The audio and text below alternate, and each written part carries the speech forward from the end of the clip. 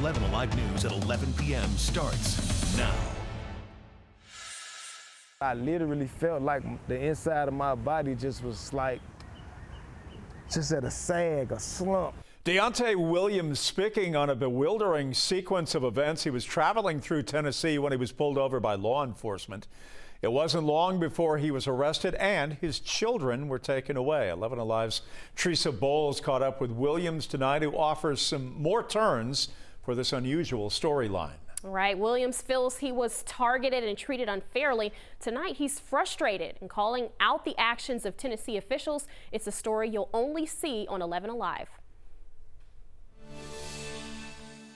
It felt like I was dying, honestly, on the inside. Father of 5, Deontay Williams, says 2 months without his kids felt like an eternity. I started having anxiety attacks, but I literally felt like the inside of my body just was like, just at a sag, a slump, like my liver, my heart, like I couldn't bring myself to eat. Williams temporarily lost custody of his children after a traffic stop in Tennessee. He says he and the mother of his children, Bianca Claiborne, were traveling to Chicago.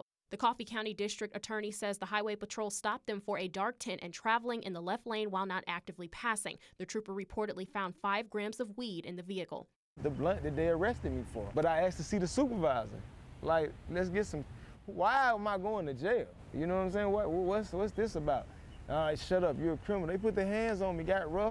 Williams says both he and Claiborne were tested for marijuana. Williams was positive, but Claiborne was not. Williams says the Department of Children's Services bombarded Claiborne's vehicle while she was on her way to bail him out. Williams says they were eventually accused of doing meth and fentanyl. They did a hair follicle test, came back in 2 minutes. He came back with the paper wrote in. We done took 2 more since then. None of them looked like that. The people seen this and was like, who the hell did this? We don't partake. How is it possible? This led to the kids being taken away. Williams' youngest is 5 months, the oldest 7. They held her down and took a newborn baby. They tried to make her pee in a car. You know what I'm saying? It's 4 dudes and 3 men, y'all around the car looking at this black woman pee. I come out, my kid's gone, and we don't hear nothing for 5 days. Williams says he spent thousands on lawyers and fees, but progress has been made. Last week, a judge released the kids back to Williams, and that led to a big reunion last weekend. Williams feels the actions of Tennessee officials have been unacceptable, but he admits that he's happy things are finally getting back to normal. I kind of had a feeling like it was going to work out that day. Nobody likes that need to be in a position to break someone's family up. When you're doing it out of evilness, out of racism, you discriminate. Williams says his next criminal hearing is scheduled for May 23rd. He's also planning to fight this in civil court. I did reach out to Claiborne's sister to get her to comment this week. No word from her. All right, Teresa, thank you. Today, hundreds of people made the pilgrimage to First Baptist Church of Atlanta off of North Peachtree Road to say farewell to Dr. Charles Stanley. They walked past his coffin as he was lying in repose. Dr. Stanley passed away Tuesday at the age of 90. He had preached all over the country before landing in Atlanta. This was the first of 2 days set aside for tribute to one of the nation's most prominent pastors. Tomorrow there will be a legacy celebration at First Baptist for Dr. Stanley. That is scheduled to begin at 6 p.m. and like today's service, it will be live streamed. And we will have complete coverage for you tomorrow right here on 11 Alive. Other stories we are tracking this Saturday night. A man who previously ran for political office here in Georgia has now been arrested and now facing charges out of Cobb County, including kidnapping. Zephaniah Baker was picked up on a warrant by Muskogee County deputies. We're still awaiting details tied to Baker's charges. He had been on the Georgia ballot a number of times, including 3 separate campaigns for mayor of Columbus. Most recently, Baker ran last month for Georgia's 140th State House district, but he lost in the Democratic primary. He has been booked into the Muskogee County Jail, but there is no word tonight on when he will be extradited to Cobb County. A security guard arrested earlier this week for impersonating a police officer and drug possession at a Metro Atlanta nightclub. These are images released today by Marietta Police showing security officers at the La Ninas Sandtown Road. They show that he had a phony handgun, a baton, and pepper spray. Marietta Police now saying as officers approached the man, they discovered that he was carrying 5 separate bags of cocaine. He is currently being held inside the Cobb County Jail. All new at 11, he is awake and alert. That's the very latest update on Jamie Foxx, coming from a source close to the actor and comedian. People magazine reporting the update, citing an anonymous source.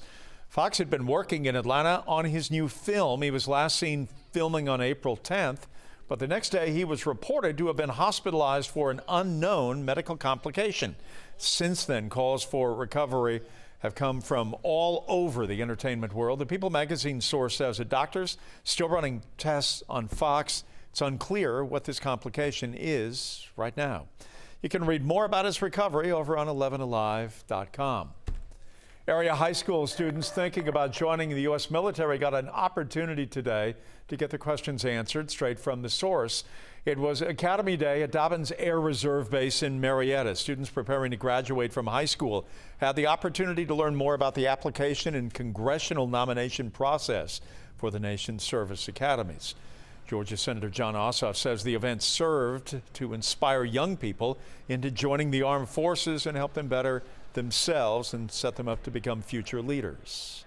Young people who have joined us here today are interested in answering the call of service and of taking responsibility for obligations they have to the nation, responsibility for obligations they wish to take on as leaders, of teammates who will help to protect this nation.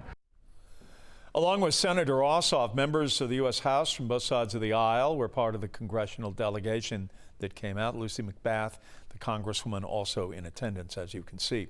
One of the aspects of Earth Day is looking at ways to recycle. That goes for any of those old electronics that are hiding out in your home. Today, 11 Alive help get you rid of any of the out-of-date technology. With more, here's Bobeth Yates. Well, electronic waste has become one of the leading environmental concerns because as technology increases, equipment and television and computers like these behind me become obsolete, adding to the landfill problem. We're encouraging people to come out and bring all those old electronics that they don't need and just kind of have lying around their house to recycle responsibly. Lindsay Jones with Lenox Square is talking about their annual electronic recycling event, done in partnership with 11 Alive, Georgia Natural Gas, and E-Waste. Larger, heavier items that will go sit in landfills and won't break down in time are electronics. These big old hunks of metal stay around for a long time. According to the EPA in 2019, the United States generated 6.92 million tons of electronic waste. That's about 46 pounds per person. Only 15% of that material was recycled. And residents like Philip Owens were among those who came out to the donation to make sure they're not contributing to the problem. You got to do the right thing. You got to give somebody else, like those laptops I brought, an opportunity to use them because they're obsolete to me, so I decided to let someone else, if they could recycle it and benefit from it. And even 11 Alive donated a truckload of old equipment. Waste. I mean, think these electronics would go in the landfills. So, you know, it's really us giving back to the earth and really being part of this bigger sustainability picture here in Atlanta. Officials say their goal was to collect about 20,000 tons of electronic waste, and based on what we've seen behind us, they're well on their way to meeting that goal. Bobeth Yates, 11 Alive News. Earth Day 2023 also came with a sampling. A few beers over at Atlanta's Sweetwater Brewing Company. This weekend is their annual 420 Fest, but along with the sampling of IPAs and lagers came a question and answer session on polyfluorinated substances, or PFAs for short. The forever chemicals have been linked to cancer and organ failure in the waterways across the country, including the Chattahoochee River. The solution is these chemicals should be banned, and in a nutshell, that's why everybody should be concerned about PFAS, because regardless, they impact you in one way or another. If you missed out today, Sweetwater 420 Fest continues tomorrow with their very fine products. And we had a breezy day here all across North Georgia, with those temperatures only rising into the lower 70s. We make our way throughout tomorrow. Another cool day. Is this trend going to continue all week? We'll talk about that coming up. early on this morning, like around 2 a.m. You may have woken up to a lot of that heavy rain and also a little bit of thunder and lightning outside. Then we made our way throughout the morning. We had the cloud cover. The wind really picked up. And then as we made our way throughout the afternoon, we saw the sun appear. And now those winds for this evening have calmed down. So a pretty much a mix of the weather that we had all the way throughout today. For tonight, much calmer winds out there, going to stay calmer as we hit throughout the rest of this evening. And as we hit throughout tomorrow, you're going to notice that it's a lot cooler outside. We had a cold front that brought on all those showers and storms, the cloud cover, and then also the windy conditions. And we're going to stay cooler now for the rest of the week even. You see quiet conditions all across North Georgia. We continue our way throughout tonight. We're going to stay pretty calm. The winds really calm down. Only 5-mile-per-hour winds at the moment in Atlanta. That's about it. Everybody else pretty much coming up at 0 as far as the wind speed is concerned. Temperatures, they've really cooled off. We're at 47 right now in Carrollton, 44 in Blairsville, 43 in Clayton. We have 54 in Gainesville, 60 degrees on the dot in Atlanta, but we're going to see these temperatures drop down to the upper 40s. A closer look at satellite and radar shows those clear skies overhead. When we talk about clear skies and calm winds, it means for a cold night or a cool night whenever we're talking about springtime here in North Georgia. Those temperatures by tomorrow morning, again, down into the upper 40s when you wake up. Looking off to our west, we do have some shower activity trying to make its way off into our direction. It's going to kind of fall apart as it gets closer to us because now we have also a drier air mass overhead, and that's going to cause any type of shower activity off to our west there to just kind of fizzle out. We're actually going to stay dry for Sunday and Monday, and rain chances don't return until Tuesday, only at a low chance. Our next significant chance for rain doesn't even arrive until we head into Wednesday. So it's going to be nice to have some drier conditions here over the next couple of days after that heavy rain we had this morning. For tomorrow morning, starting off with temperatures in the 40s across much of the region. Some spots in far north Georgia may even start in the upper 30s, so a pretty chilly start for this time of year. We make our way into the afternoon on Sunday. Going to have some cloud cover increase, especially for the latter part of the day. Temperatures still rising into the upper 60s, lower 70s across the region. Now, overnight Sunday into early Monday, some of our weather models are picking up on a few light showers passing across the region. This is going to occur overnight if we do get any rainfall, but because we have such dry air in place, this may not even make it to us and may fizzle out before it even arrives to our region. Either way, by the time you head out on that morning commute on Monday, that rain's going to be out of here, and temperatures are going to be in the 40s to start off the day for most of us. We move into the afternoon, temperatures only rising into the 60s. A lot of sunshine there for Monday afternoon. We stay drier again to start off the day on Tuesday, and it's not until Wednesday that we have that more significant chance for rain arrive. We're going to have a bit of a break there on Thursday then when we're going to be between systems, but look at Friday. We head into the day on Friday, scattered showers and storms, sometimes heavy. That's going to move out of here, though, as we head into Saturday with just a slight chance for rain staying with us. The high temperatures over the next week, they're going to stay pretty low, 70s and 60s for highs. The average high of 75 isn't going to be reached all week. We are going to stay on the cooler side here as we have a nice little cooler trend here for our spring weather. 50% chance for rain there on Wednesday and a 50% chance on Friday. Being Jeff? cool is, as it implies, cool. Braves looking to bounce back from a disappointing game. One versus the Astros on Friday night. Reggie Chapman highlights and much more coming up next in sports.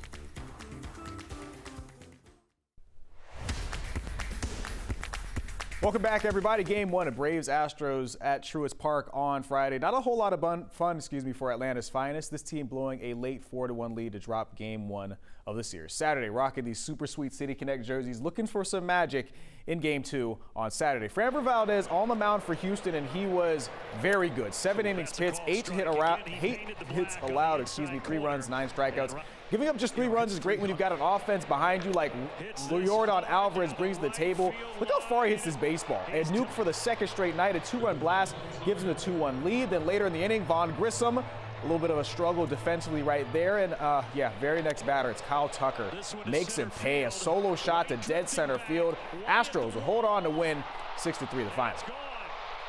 I mean, you can't make mistakes. I mean, you can't give them extra outs and against good teams because that thing just keeps rolling around and you get in the teeth of their lineup again. It would be a tough series coming in, and it's every bit of what I expected, that's for sure. All right, we head out to Athens in the college game. Dogs came into this weekend last in the SEC East. Their opponents, number 5 Arkansas, in first in the SEC West, and yet somehow, some way, this 3-1 blast was supposed to help Arkansas avoid a sweep. Hogs led by 4, entering the 9th inning. Connor Tate has 2 grand slams in the last 4 SEC weekends. Well, how about another one? Oh my goodness, that's clutch baseball. Tate ties it at 8, career home run number 40 for him, and I swear to you, this is the very next pitch of the game. Parks Harbor, the hero. Wow. Parks went over the deep center field wall and gone. A walk-off solo shot to cap off a 5-run 9th is dog sweep number 5 Arkansas. 9-8 the final, an incredible finish. All right, before we go, let's talk some hoops. Hawks Celtics game 4 is on Sunday, and Trae Young is coming in with some momentum after a big night in game 3. 32 points, 9 assists, 8 rebounds. This big performance coming after really getting a lot of criticism after struggling against Miami in the playoffs last year and the first 2 games of the series this year. He's feeling really good heading into Sunday. I know I can play like this. Like I said last game, I wasn't worried. I knew I can play the way I need to. It's all about reading and making the right adjustments. I mean, last year was last year in different situations. I mean, this is a different year, different series, different team. So, I mean, a lot of people talk about last year and all this stuff, but we're in a different year now. So we got to focus on our team and our path. Tip-off for Game 4 of this series set for 7 p.m. on Sunday night. That's a look at sports. Thanks for watching, everybody. More news after commercial break. Well, we had a stretch of warmer weather there for a while, but those who wanted the cooler weather, here's your shot. Looking at the next 7 days here, we're going to have temperatures below average every single day. Mid-70s is where we should be for this time of year. We're not even going to hit that. 70 degrees for the high on Sunday. Going to have a lot of clear sky there for the early afternoon. The late afternoon, though, a lot more cloud cover going to build in, but we stay dry. We stay dry on Monday. Just a slight chance for rain on Tuesday. Better chances for rain for Wednesday. And then we're going to be between systems on Thursday, but still a decent rain chance before rain chances bump back up again on Friday. Highs in the 60s. Pretty cool for this time of year. Enjoy the cool because the blast furnace opens in Atlanta about the 2nd week of May. Yeah, it's coming. Bring it on. All right. Have a great night, everybody. Thanks for watching. SNL is next.